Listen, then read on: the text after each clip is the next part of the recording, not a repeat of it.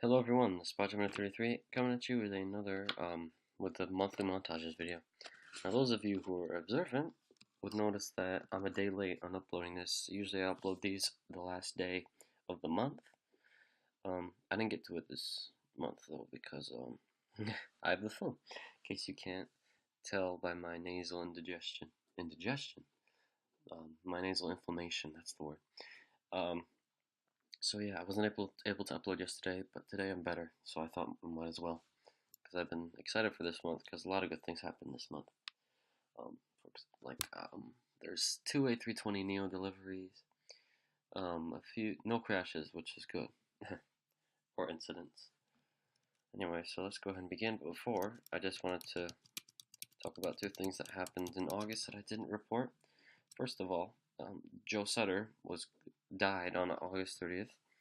In case you don't know, he was the part of the team that created the 747.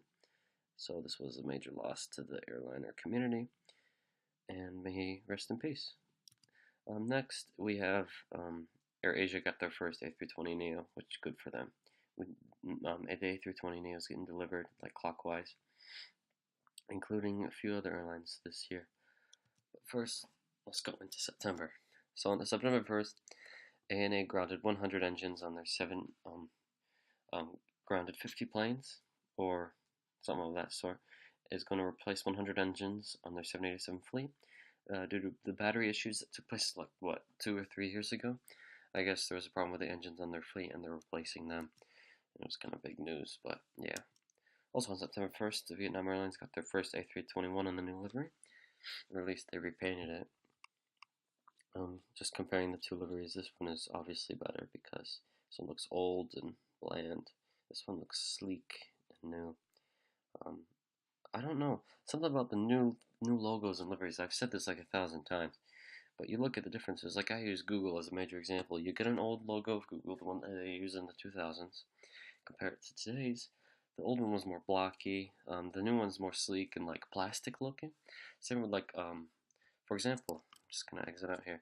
For example, all of these were different on the Mac. They used to be like old blocky and stuff, but now they're nice, sleek, and have a plastic look. So a lot of airlines are changing their livery to that as well, including Vietnam, which changed it from the gray underbelly with just a boring bland to have like a little curvature to it. They also enlarged it. Anyway, if someone recommends this for Crash Course History, I'll go more in depth on the livery. September 1st, I couldn't find a better picture of this. So you remember Transaero, right? They got bankrupt. They had a plane that had a tiger on the front of it. Do you remember that? Well, Rosia stole that idea, or at least they inherited it, and so they put it on one of the old Transavier 747 because they bought all of Transaero's fleet, the Rosia. So yeah, there you go. Nice looking livery. I really like the detail that they put up to it. Like you can see it. This is a nice photo to look at. So look at the front and then detail, but not the whole plane. September 1st, Belavia released its new livery on the 737. A lot of people have been talking about this. It's sort of like that KLM Olympics livery. A lot of people were releasing it for simulation, making models of it when it actually didn't come out yet. And now, just like the KLM, it came out eventually, and it looks really nice. I think it looks much better than the old looking, like that had that Russian look to it, the old livery, like the old Aeroflot livery or something. So I'm glad they're changing, because I think they need that. September 1st, this is weird, I'm not actually 100% sure this is true, but just bear with me. China's going to start building some Antonov 225s. I don't know why, which kind of scares me, but I'm kind of glad they're going back into this. Because as you know, there's only one in service of these, and I guess they just stopped because of lack of materials. Because this thing is huge, it's the biggest plane in the world, so I guess they went and are making it for China. China's crazy, man. China's ahead of us by a lot. But yeah, there are some things, but this is going to be scary. It's going to match up to our C-17s or whatever. On September 2nd, Aeromexico released got their first 787-9, and this one is sort of has a special livery going on. It's a really nice livery. It basically houses the whole Mexican culture in one livery. I mean, it looks really nice, just to say the least. But yeah, it's a really cool looking plane. If they made a model, I think that would be awesome for them. September 4th, Rosia got its first 737-800, and unlike the other planes, they didn't absorb it. They didn't absorb this one from the leftovers of Transaero. They got it fresh out of the Boeing field. This picture was taken there, so good for them. October 4th, Open Skies expanded its fleet from just 757s to 767s too. And unlike the 757s, this one is more leaning towards British Airways livery than the normal Open Skies. In fact, it says British Airways on the back. So yeah, there you go. Nice looking plane. September 6th, Aviar got its first A340-300. I doubt this will be big news to anyone. Aviar is a charter airline based in Venezuela. They don't do routes to the U.S., just Venezuela and maybe Spain. I'm not sure, but yeah, that's what I've heard. Next, this is a big deal for some reason. On September 8th, Air China apologized for making a racist remark on an in-flight magazine, which says, I quote, London is generally a safe place to travel, however, precautions are needed when entering areas mainly populated by Indians, Pakistanis, and black people. We advise tourists not to go out alone at night, and females always to be accompanied by another person when traveling. So, yeah, some people got triggered by this, and they sparked an uprising. I don't know whether they should have been triggered or not, but there you go. That happened. September 8th, back to the news that we care about, not the rest of the world. U.S. Bangala got its first 737-800. Now, this sounds like a U.S. airline, but it's not. It's actually a Bangladesh airline.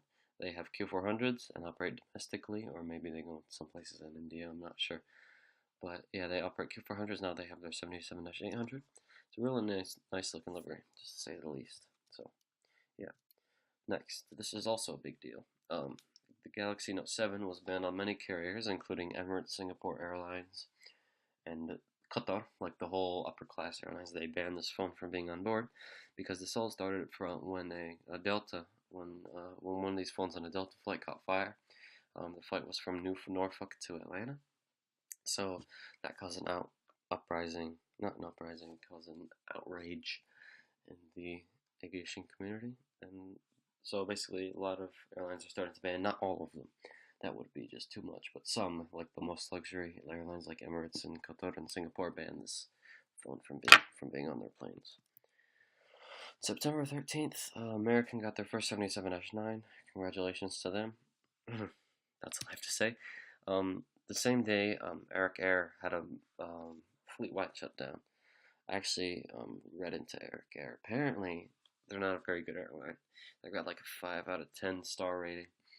Lots of delays, lots of lack of customer service, and I doubt they check their planes on a regular basis.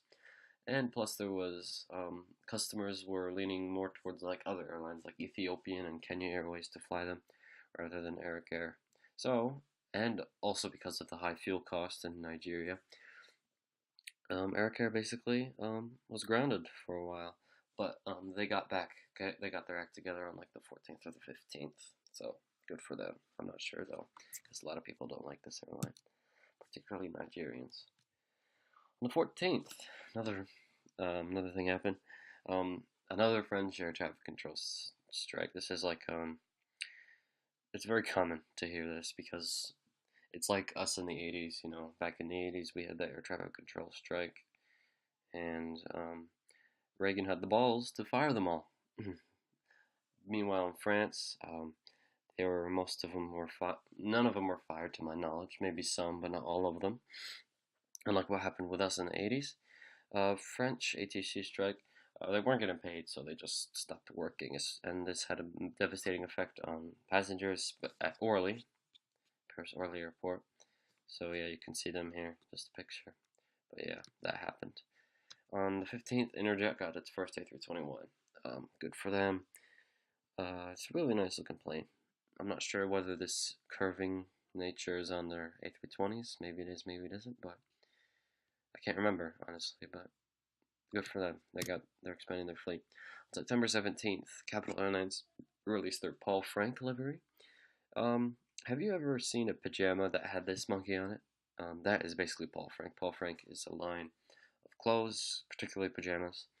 Um, and yeah, Capital Airlines, I guess they're sponsoring them, or Paul Frank's sponsoring Capital Airlines, or vice versa. I don't know. But basically, that happened. And it's a nice looking livery, to be honest.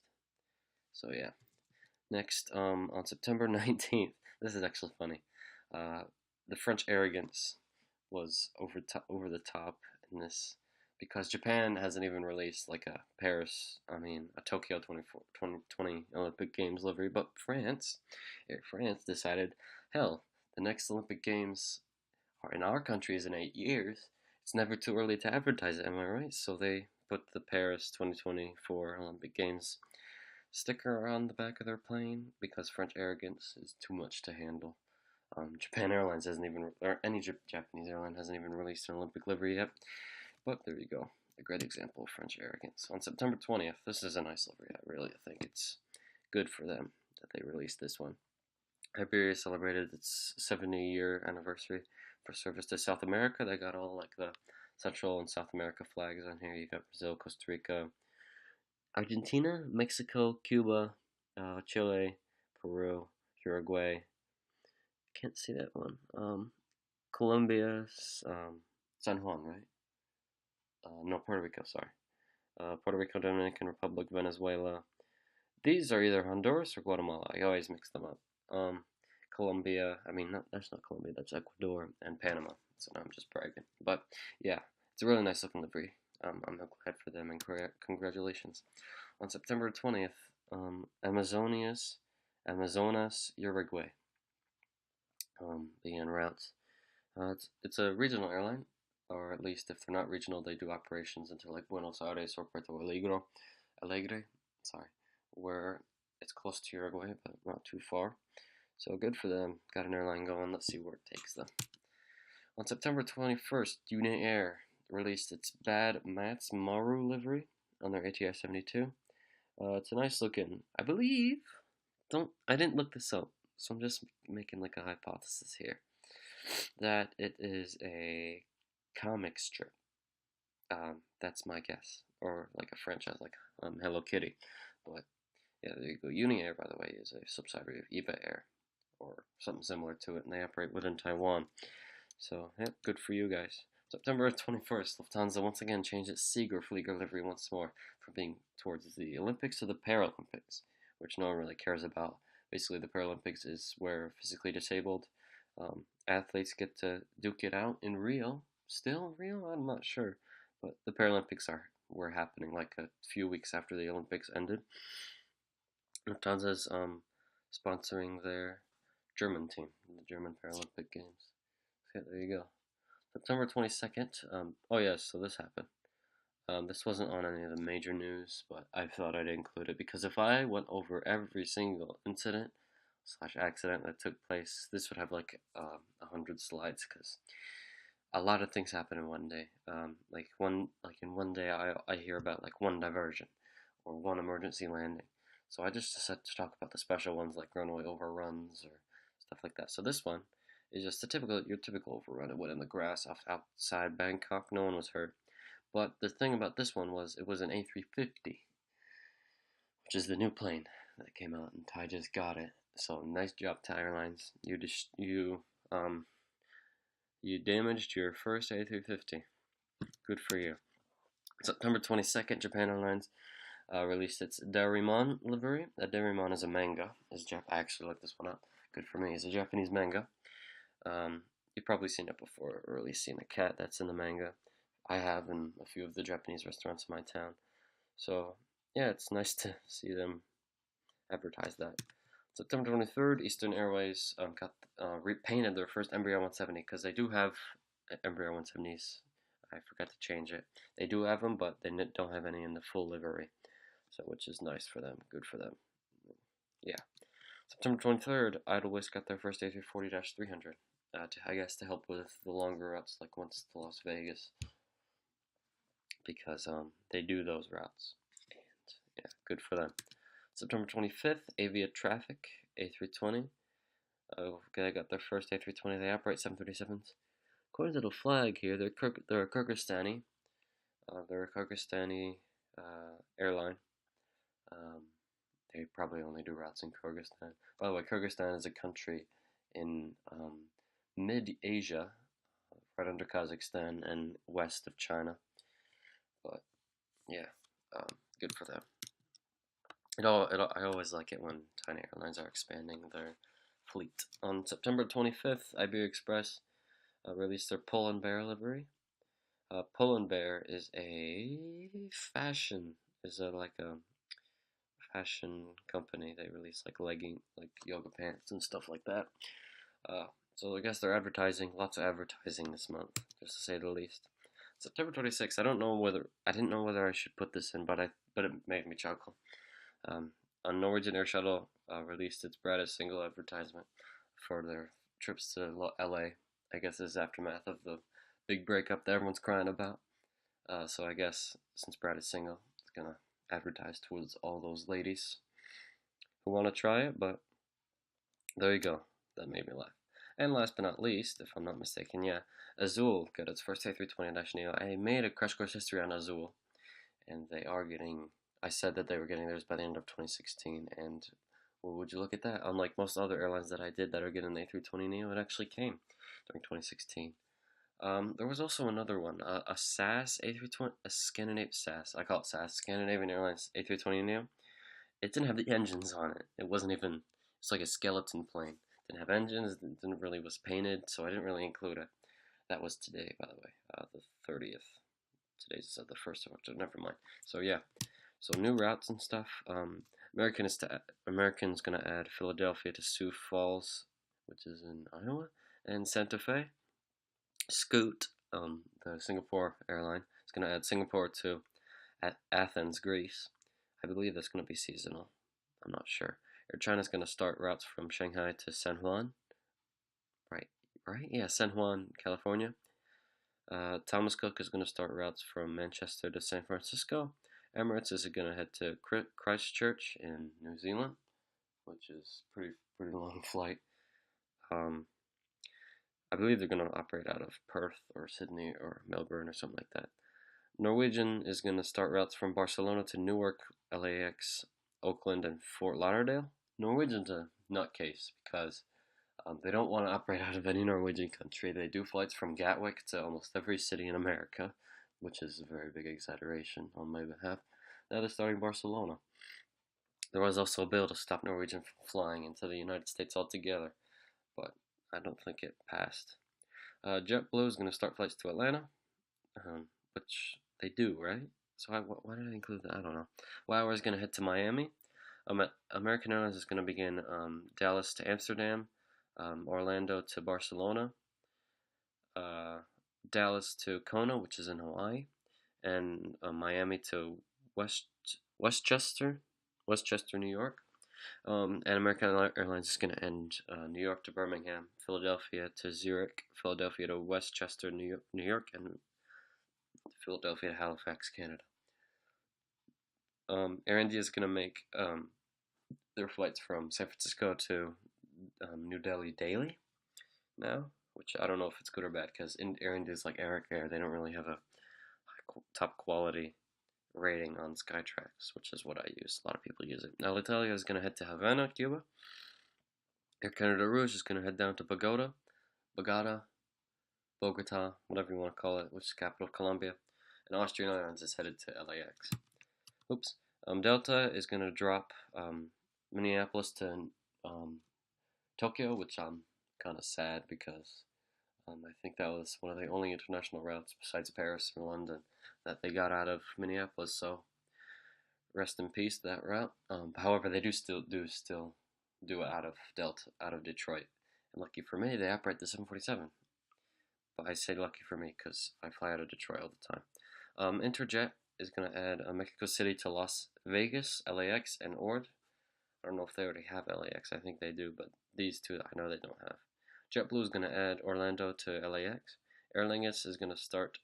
This is weird. I mean, it's not really Aer Lingus. It's that a company that uses their 757s. It's going to start flights to Bradley, Connecticut, which is tiny town in Connecticut. It's not even a capital. But yeah, Singapore Airlines is going to add Singapore to Jakarta and then Sydney.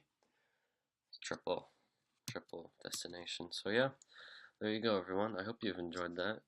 Please tell me in the comment section, what was your favorite moment of September 2016? Not favorite, I mean, it could still be a bad thing, but what was the most interesting part of September 2016 that got your attention in this slideshow? Thank you all for watching. Rate, comment, share, and subscribe, and I'll see you in the next video. Have a good one.